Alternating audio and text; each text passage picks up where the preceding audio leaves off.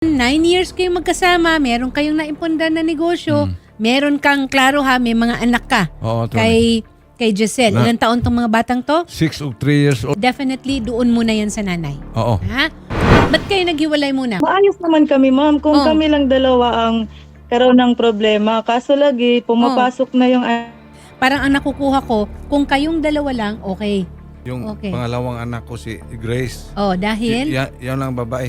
Gusto ni Grace na yung mga kapatid niya, yung mga ina niya, marami sila ito mag-rent sila na ibang bahay para magtuloy-tuloy kami, makaipon kami. Hindi kami nakamove. Ano bang problema mo? Di ang problema mo, yung income, kailangan ko. Wala akong income. Nasa inyo ang lahat. Anong Sinabi wala? mo sa Kumukuha- sinabi kumukuha niya ka sa na. akin, ma'am, pagkatapos ng utang nito, sa kanya ako bigyan. Nag-renew ka na sa utang. Saan sa part ko? Sa supplier, nakikialam ka ba? Anong utang natin sa supplier? Tsaka nung utang sa galon, nakikialam ka ba? Wala kang pakialam. Mga business permit, mga taxes, ako lahat nagbabayad. Kasi dito sa Wanted sa Radyo, si Senator Tulfo, ang palagi niyang sinasabi, ang mga bata, ang mga anak na may kinabukasan pa na dapat harapin, yun ang unahin natin at siguraduhin natin. Puntahan po ng ating Yes. reporter dyan sa Bohol. Makikipag-coordinate din tayo sa MSWDO po ng Tubigon. Oo. Maraming salamat.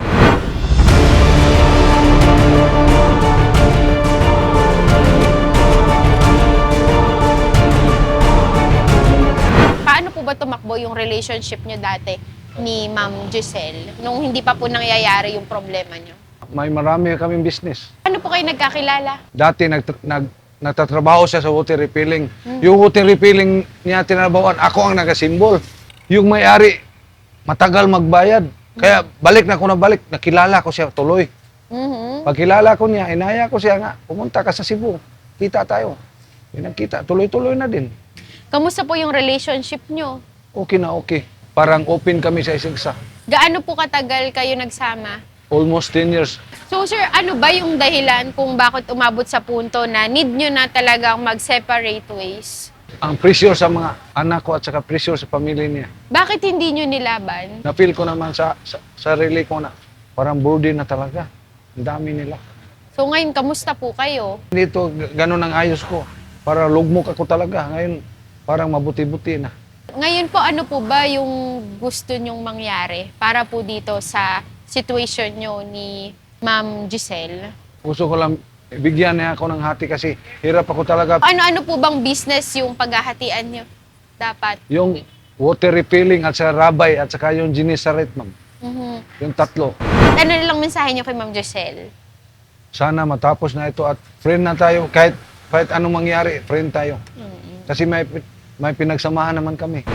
Pag-uusapin po naman kayo sa barangay para po kung ano yung mga hinaing nyo, mga concerns nyo ay may parating natin para mag-meet kayo halfway. Okay po? Asahan ko yan, ma'am.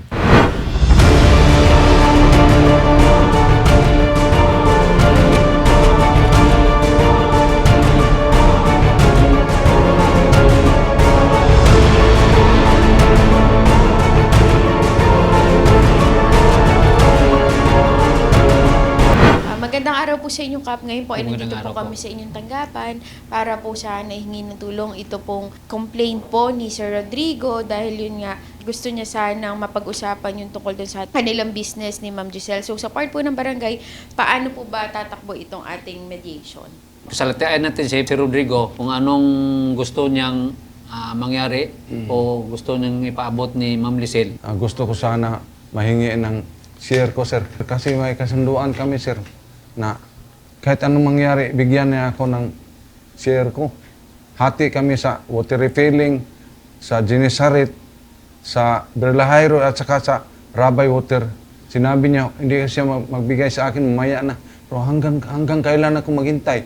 Mag 2 years na ngayong September. Yung papel namin actually, Kap, gawa na yan nung before pa kami naghiwalay. Gawa nung, ang reason lang talaga ng papel na yan is mag-loan siya na sa card bank, sir. Kaso hindi siya i-honor doon sa card bank. Kasi nga, may mga record siya ba. Tapos, ang lahat ng business is nakapangalan sa akin. Kasi simula kami nag-live-in noong 2015. Tapos nagawa yan, anong date na yan? 2022. Kasi kailangan niyang umutang ng pera. Kasi ako, full na ko ng utang, sir. Marami nang Oo. pinag-loan niya sa akin. Sige. Tapos nun, hindi naman talaga kami maghiwalay sana, sir. Hindi ako yung umalis sa amin, sir. Pinalayas man ako nila. Oo. Yung anak niya, sila, pinalayas ako. Nag-ugat yung problema, sir. Nung anak niyang lalaki, sinuta yung anak kong babae. Magkasama lang kami ng bahay Oo. Kaya bilang isang ina. Bali, magkaiba yung unang asawa mo? Oo, Ah. sa unang asawa ko yon, may isa Ah. akong anak na babae na. Babae. 15 years old pa yun. Tapos Oo. yung anak niya, nasa 25 na. Sabi ko, wag muna dong, kasi Oo. magkasama lang tayo, isang bahay lang tayo. Oo. Anong mangyari sa anak ko? Ako yung ina Oo. Sinabihan ko, nagalit yung anak niya. Ayaw na magpapigil. Ayaw na magpapigil. Kaya, ang nangyari doon, sumbong doon sa kapatid niya doon sa Cebu. Tsaka yung kapatid niya Cebu, ginagawa naman, ako naman yung tinitira. Mga masasakit na salita. Ayun. Tapos si Sir Rodrigo naman, hindi siya nagpagitna. Bali doon siya pumanig sa anak niya. Anak niya. Nagsumbong din siya doon nagsumbong. Kaya ang nangyari noong time na yun, ma'am, nasa financial crisis na talaga kami, ma'am. Kasi na-mismanage niya yung aming negosyo. Di ba, pag nagnegosyo ka, focus muna tayo dito. Kung hindi pa natin kaya yung isa, wag muna. Gustong-gusto niya yung fish pan Dalawa yan na ano yung fish pan, sir. Puro, yung isa, failure yun. Yung pira na ginamit doon, utang yun. Tapos sa pangalawa na naman, yung si grapes, utang din yun, sir. Kasi wala nga kaming ano. Oo. Sabi ko sa kanya, wag muna tayong magpadalos-dalos. Gusto talaga niya. Sabi niya, mukunti lang daw ang kita namin sa rabay at sa refilling ko. Hindi mo yan makikita kasi may binabayaran tayong sasakyan. Ayun, kita na natin yon. May bahay pa, binabayaran pa namin yung time na yun. Ayun nga, sir, padalos-dalos siya, hindi siya magpapapigil. Noon na ano kami sa utang. Ang utang na yon nakapangalan sa akin.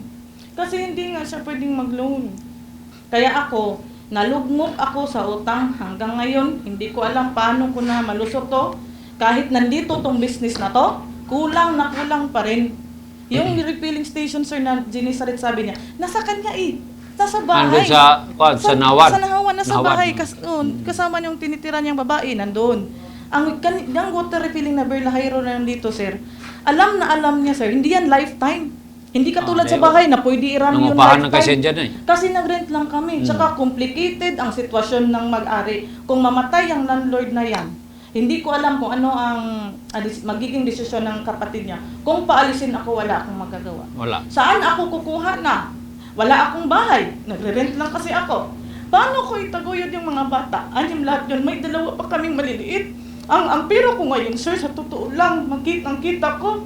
Kahit ilang kayod ko, umaga na akong umuwi, magtrabaho, kulang pa rin ibayad.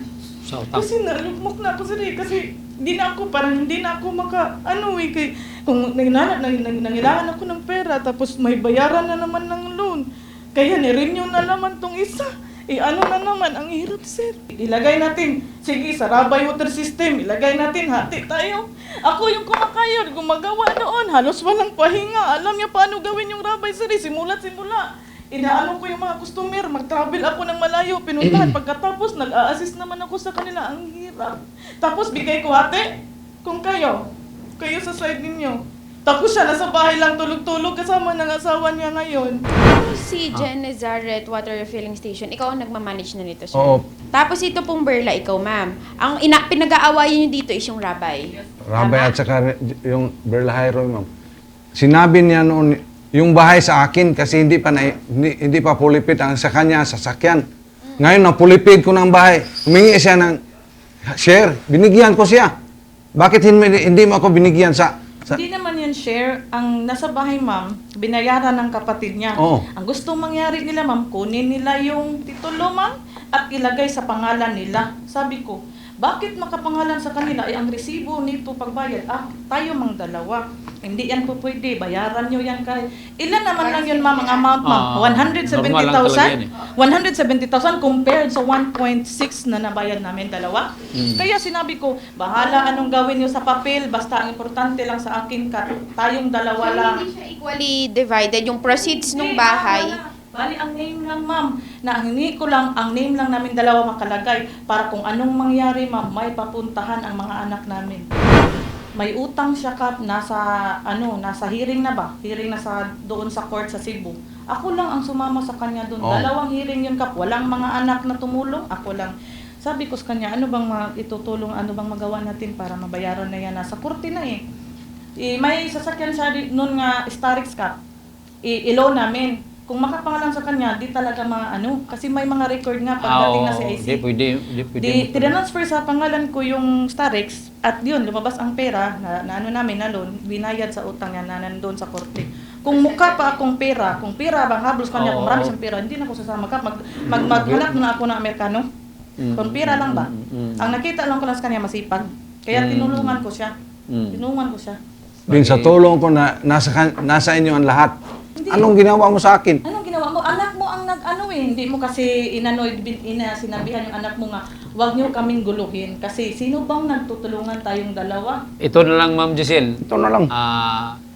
Sa hinihingi niya, anong masabi mo dyan? Bigyan kita ng 500 per month. Yun lang makaya ko, sir. 500 Yun per lang month? talaga. Saan pa ipakain ko ng mga bata?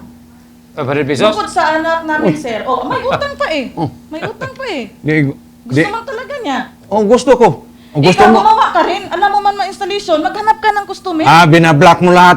Binablock mo lahat. May mga bagong customer, di ko kilala. Block ko. I-block mo. Sinabi mo, doon sa inabangka, sinabi mo, wag sir, wala nang resibo yan.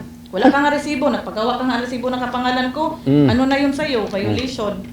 So ganito po, kung maghahati po kayo doon sa lahat ng sales po, yung tatlo yun. So ibig sabihin, continuous pa rin yung communication nyo. Continuous pa rin. Hindi na nga, magagalit yung ulit niya, ma'am.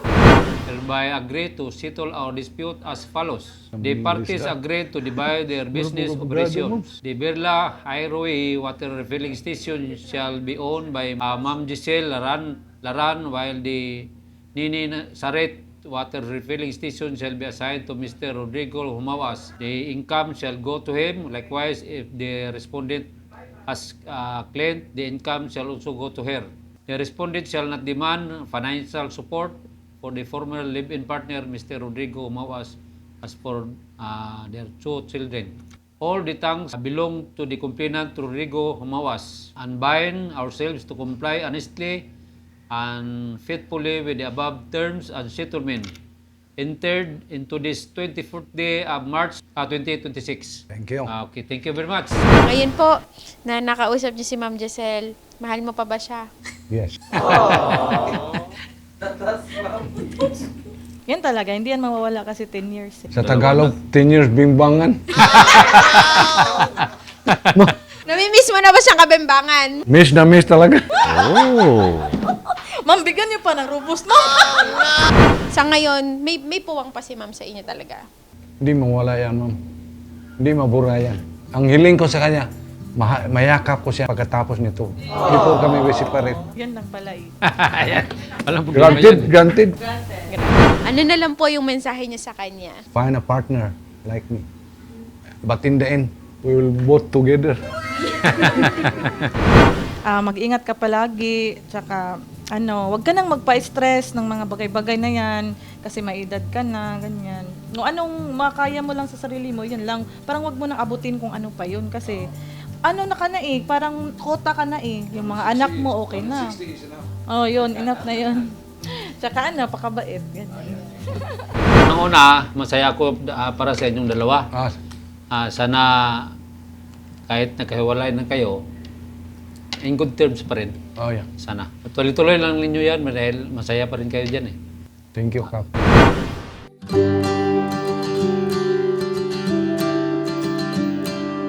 You and me go together like 1, 2, 3.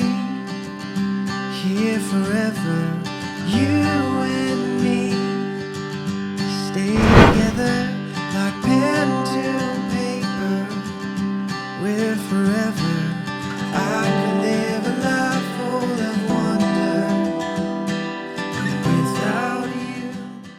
Senator Rafi po, maraming salamat po sa team ninyo na pumunta dito. Nakapag-settle na kami ni Sir Rodrigo Humawas po. Meron na po kaming pinirmahan na amicable settlement sa barangay po. Maraming salamat po, Sir Rafi. Maraming salamat, Senator Rapi Tulfo, sa tulong nyo. Sa wakas, nakasundo din kami ni Giselle. Maraming salamat. Rapi Tulfo, isang taong hindi ka iiwanan. Basta nasa tama ka, ilalabang ka ng patayon kahit na sarili.